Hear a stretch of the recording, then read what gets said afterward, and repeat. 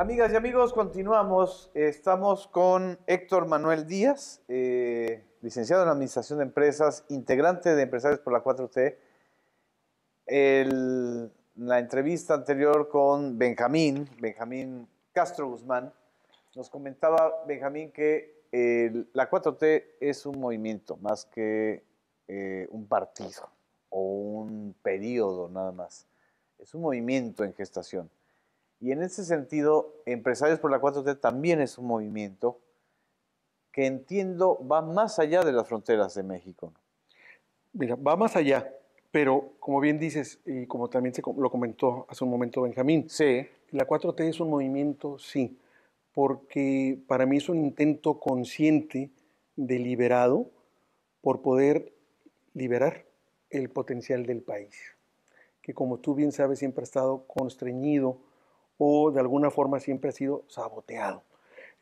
Tú recordarás en muchas ocasiones en las que incluso hay chistes sobre, fíjate que Dios está haciendo México y le da petróleo, le da mar, todo el mundo conoce esos chistes, ¿no? Así y es. Le da esto y todos los recursos del mundo, y cuando le dicen, oye, pues ya abusaste, ¿por qué le diste todo a México? Ah, pues le voy a dar a los mexicanos. Y uno se ríe, pero realmente no se debe reír, debe dar vergüenza. Sí, porque es muy racista y aparte hay una realidad ahí en la que efectivamente tenemos muchos recursos. Si comparamos nuestro país con Japón, por ejemplo, exacto, u otros de América Latina, entonces te dices, México tiene muchas cosas. ¿Qué pasa?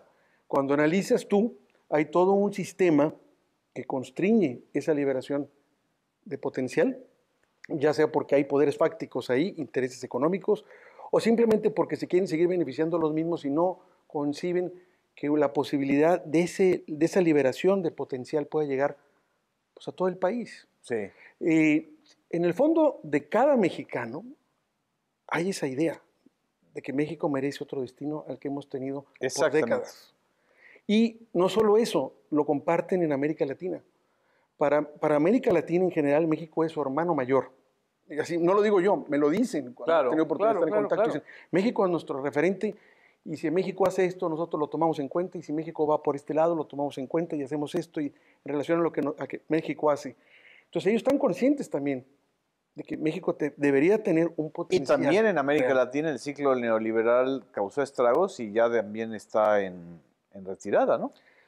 Pues esa es parte de lo que se tiene que lograr, porque la discusión que se está dando ahorita es un sistema que todavía se niega a ir, definitivamente, que ha perjudicado mucho, no nomás a México, ha perjudicado prácticamente a toda América Latina.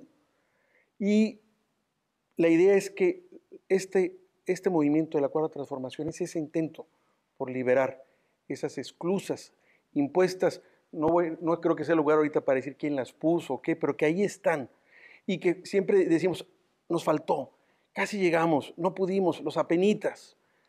Pero esa idea de lograr algo liberador, que merecemos un país diferente, sí, que México realmente debería estar en otro nivel, no solo por los recursos, sino porque su gente ha demostrado que tiene la capacidad para hacerlo una y otra vez, no solo en términos empresariales, que generalmente los empresarios hacen las cosas de la nada, sin recursos, en lugares inhóspitos. Aquí es un ejemplo. Nuestro fundador viene de ahí, de esa familia, donde no había nada aquí en Nuevo León. Pero también, por ejemplo, en cuestiones de ingenio, a mí cada cierto tiempo veo que la UNAM, sale un científico de la UNAM descubriendo una forma más barata de hacer lo mismo que hacen en Europa o en Estados Unidos. Así es. Que dices tú, ¿cómo le hizo? ¿O cómo descubrieron esto? Y con presupuestos raquíticos. Así es. ¿Sí? Y también la gente, ¿a qué me refiero en general? Lo hemos visto en el caso dramático cuando ha temblado en México. Sí. Sin necesidad de que haya un jefe, la gente sale a ayudar y se organiza. Y la economía se vuelve a levantar. Y la economía de una ciudad que ha sido devastada 3 veces, por lo menos en los últimos 40 años, se vuelve a levantar. Es decir, y se levanta a pesar de los gobiernos. A eso me refiero. O sea, se ha levantado a pesar de la corrupción de los gobiernos, el 85 y la corrupción. De la indiferencia y desinterés y valemadrismo de esos gobiernos. Exactamente. Y la gente lo hace. Bueno, creo que ese espíritu o esa mística está ahorita en la 4T, de alguna forma. Y por eso ha calado tan hondo. Y por eso es importante que ese mensaje llegue a todos lados, no solo a México. Y por eso es importante que ese mensaje tampoco se traicione. Se tiene que llevar a cabo. No puede quedar trunco, no puede quedar como un mensaje de un gobierno como la renovación moral, como pretendían los gobiernos priistas, que realmente eran frases huecas, que la gente se reía, porque era la forma distintiva en que ese presidente quería llegar a pasar a la historia, y luego te das cuenta que pasaba precisamente por lo contrario de lo que estaba anunciando y decía en sus lemas, ¿no? Aquí no. Aquí se le ha creído al presidente de que no mentir, no robar y no traicionar es la divisa para poder galvanizar las fuerzas que pueden liberar el país. Ahora, esto lo estamos viendo, concretamente se me dice, ¿dónde lo aterrizamos? Bueno, pues con los empresarios por la 4T. Así es.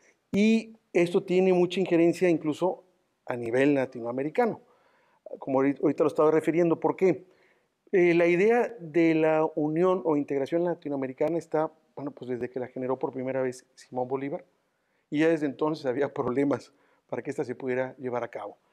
A lo largo de la historia de América Latina hemos podido observar líderes regionales o de un país, políticos y activistas, que han tratado de enarbolar esta antorcha, esta bandera.